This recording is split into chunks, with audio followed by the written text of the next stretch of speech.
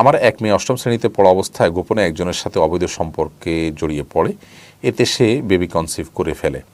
লোকলজ্জার ভয়ে আমি গোপনে তার অ্যাবর্শন করাই। এখন সে এবং আমার বাবা মা সবাই অত্যন্ত লজ্জিত এবং অনুতপ্ত। আল্লাহর কাছে খাঁটি মনে তওবা করেছি। এখন তাকে আমার জেনার শাস্তি দিয়ে পবিত্র করতে চাই। আমরা জেনার শাস্তি পবিত্র করতে চাই যেন সে আখিরাতে আল্লাহর পাকড়াও থেকে বেঁচে যায়।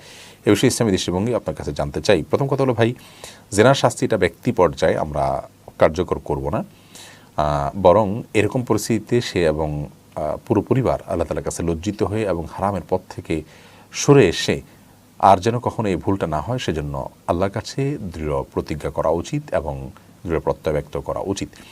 তবায় নাসুহা যেটাকে বলা হয় খাঁটি তওবা, সেটা আমাদের করা উচিত এবং আল্লাহ তাআলা ক্ষমাশীল, ইনশাআল্লাহ তাআলা ক্ষমা করবেন। এবং এই যে আপনার পরিস্থিতি তৈরি হলো, এটি কী কারণে তৈরি হলো, কোন জায়গায় তৈরি হলো, তাকে কী ধরনের প্রতিষ্ঠানে দেওয়া হলো, কিভাবে সে অন্য ছেলেদের সাথে যোগাযোগ করে বিপথে চলে গেছে, সেই যে লাইফস্টাইল সেটার ব্যাপারে আমাদের সংশোধনী আনতে হবে এবং ভবিষ্যতে যেন এরকম ভুল না হয় সেজন্য তাকে উপযুক্ত শিক্ষা প্রতিষ্ঠানে দিতে হবে এবং গভীর মনিটরিংয়ে রাখতে হবে এবং সুন্দর পরিবেশ তাকে দিতে হবে।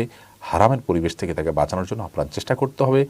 একজন সন্তানের জীবনে সচ্চরিত্র এবং চরিত্রবান হওয়া এটা এত গুরুত্বপূর্ণ যে তার জীবনে তথাকথিত আজকালকার প্রচলিত শিক্ষার চাইতে 1000 গুণ বেশি গুরুত্বপূর্ণ। একজন অভিভাবক যখন এটাকে অনুভব করতে পারবেন, বুঝতে পারবেন, তখন ইনশাআল্লাহ বিধানে ধরনের সমস্যা এমনিতে দূর হবে। বাকি কথা হলো যে জেনার শাস্তি আমি নিজে থেকে কার্যকর করার সুযোগ নেই।